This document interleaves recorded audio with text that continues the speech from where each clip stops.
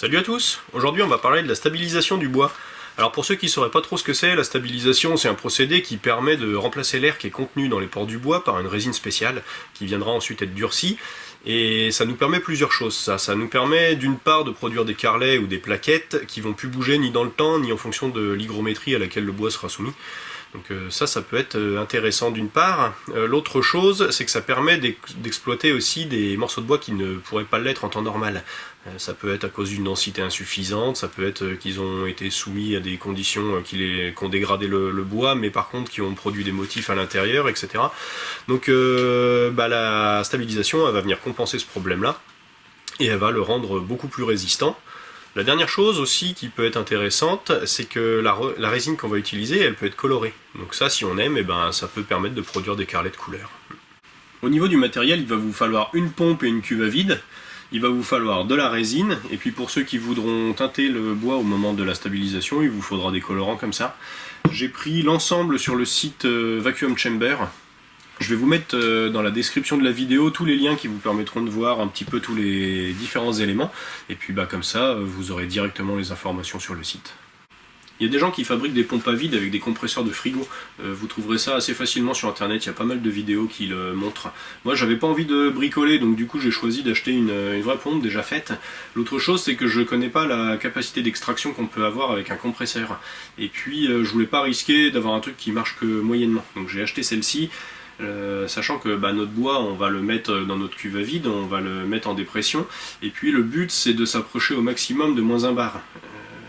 Donc voilà, je sais pas si on arrive à 0,6, 0,7 ou plus avec un compresseur, mais là en tout cas avec une pompe de ce type là, je dois arriver autour de 0,96 je pense sur le manomètre.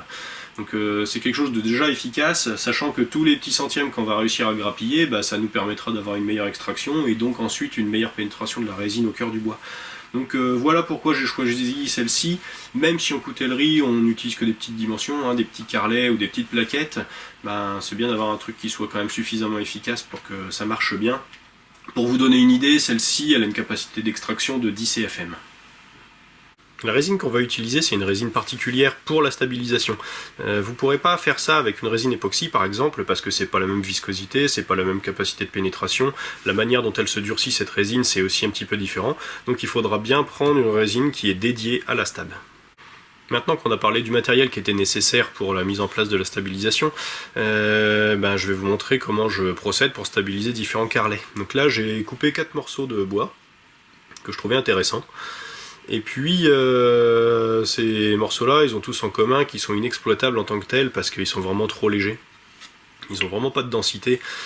Par exemple, celui du haut ici, ça c'est du prunier qui est échauffé. C'est un champignon en fait qui a pénétré le bois, qui lui donne ces petits motifs noirs là partout qui sont assez caractéristiques. Par contre, ce bois-là, il a des zones en fait qui sont très poreuses à cause du champignon. Donc on va essayer de le stabiliser pour pouvoir en faire quelque chose. Si on prend le morceau du dessous, ça c'est du platane. Ce morceau là, je profite en fait du test là pour voir si on arrive à l'exploiter aussi. Parce que lui il a vraiment une densité qui est ultra faible. Par contre il a des jolis motifs, je sais pas si on voit vraiment. Donc là, celui-ci, c'est même pas dit qu'avec la stabilisation, on arrive à en faire quelque chose. Donc ce sera l'occasion de tester aussi ça. Et les deux suivants, ça c'est du saule qui vient de mon jardin. Pareil, du saule qui a des très beaux motifs. Mais le saule, c'est un bois aussi qui est très léger, qui n'a pas de densité, qui n'a pas de résistance. Là, si on le marque avec l'ongle, on se rend bien vite compte que c'est pas exploitable en tant que tel. Donc on va essayer de faire quelque chose de sympa avec ces morceaux-là. Pour que la stabilisation fonctionne, il va falloir s'assurer que le bois soit suffisamment sec. Donc la première étape, ce que je vais faire, c'est que je vais commencer par peser chaque carrelet, je vais noter le poids qu'il fait, et ensuite je vais le mettre dans mon four pour l'étuver à 80-90 degrés en gros, et puis régulièrement je vais repeser chaque carrelet pour voir en fait si le poids diminue. À partir du moment où il n'y aura plus de fluctuation de poids, mes carrelets seront prêts pour la stabilisation.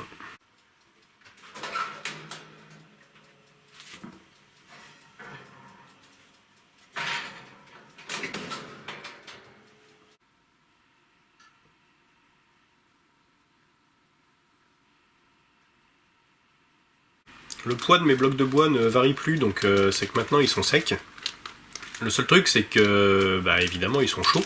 Et comme la résine, elle se durcit au contact de la chaleur, et bien du coup, je mets mes morceaux de bois dans des sachets hermétiques comme ça, pour les laisser redescendre tranquillement en température. Alors je les mets là-dedans parce que, en fait, ça évitera qu'ils se regorgent de l'humidité qui est ambiante, et ils resteront vraiment secs au maximum, jusqu'à ce que je puisse ensuite les plonger dans la résine. Il est super important que les bois soient bien immergés pendant toute la durée du processus. Donc là, je vais les mettre dans mes contenants, je vais les lester avec des morceaux d'acier, et puis ensuite je vais compléter avec de la résine pour m'assurer qu'ils soient vraiment entièrement immergés. Comme ça, de cette manière-là, ils pourront plus absorber d'air, mais la seule chose dont ils pourront se gorger, c'est de la résine. Je vais faire 2 tests ensuite. Une partie du bois sera stabilisée avec de la résine incolore, et puis comme j'ai du colorant noir, je vais tenter de stabiliser 2 morceaux avec ça, et comme chaque bois réagit un peu différemment, on verra comme ça s'il y a des petites variations dans la couleur au final.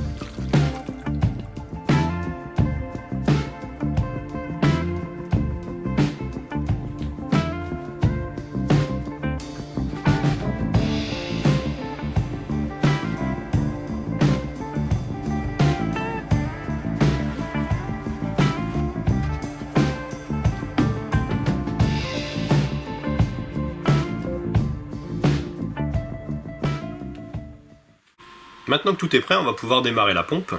Alors dans la notice, il est recommandé de ne pas la faire tourner plus d'une demi-heure à chaque fois. Donc je vais faire des cycles, je vais la mettre en route, la faire tourner une demi-heure, et vous allez voir qu'au début, ça va mousser beaucoup. La résine, elle va buller, etc. Et ça, c'est dû à tout l'air qui est contenu dans le bois au démarrage. Et petit à petit, au fur et à mesure des cycles, ça va se réduire tout ça. Et donc on va continuer comme ça jusqu'à ce que la pompe n'arrive plus à extraire d'air des carrelets.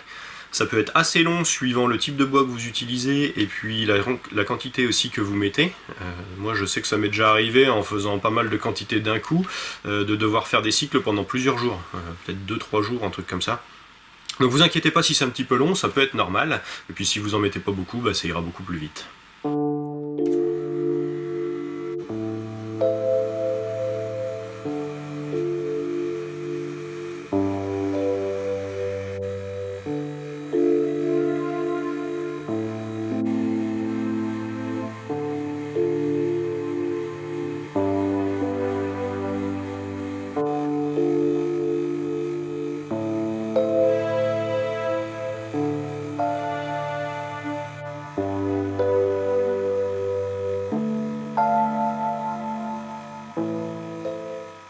Lorsque la résine ne bulle plus, c'est qu'on a extrait tout l'air qui était contenu dans nos carrelets, et on va pouvoir arrêter la pompe et passer à la remise à pression atmosphérique. C'est à ce moment-là que les carrelets de bois vont absorber la résine, et puis les volumes d'air qui étaient contenus vont être remplacés par cette résine. Alors je vous fais un petit complément aussi par rapport à ça, parce que je vous ai pas dit que au moment où je fais mes cycles et puis que j'éteins la pompe, je ne remets pas à pression atmosphérique, je laisse l'ensemble en dépression. Je fais ça parce que je me suis rendu compte, en fait, en faisant un cycle et en rouvrant les vannes, que le bois absorbe donc une partie de la résine.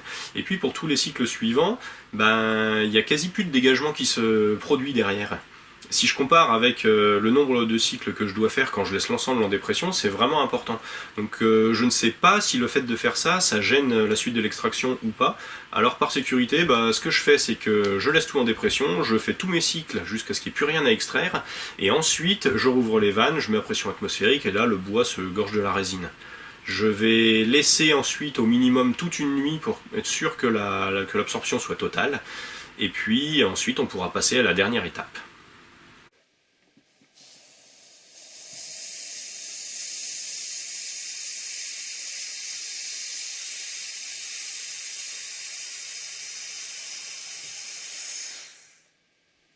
Pour terminer et obtenir des carrelets exploitables, il va nous rester une dernière étape, ça va être de polymériser la résine.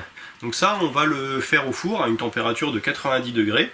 Et puis pour la durée, ça va varier en fonction de la dimension des carrelets. En général, c'est entre 1h30 et 2 heures à peu près.